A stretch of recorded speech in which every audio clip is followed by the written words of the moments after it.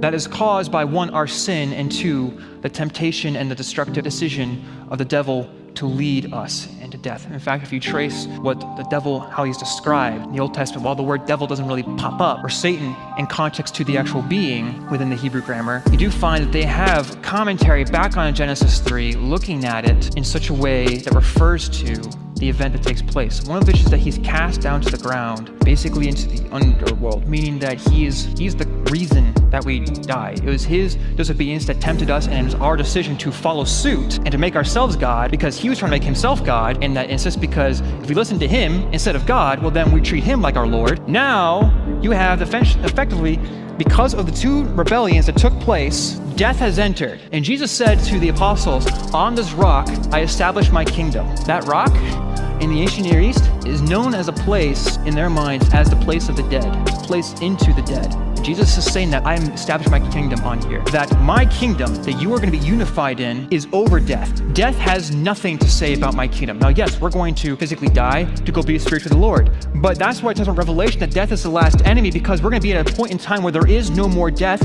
because the original ideal of the unity between God and man was that it was the heavenly and the earthly together in one place. And we're called to expand that view, expand that message, but we can't do that if we're not unified.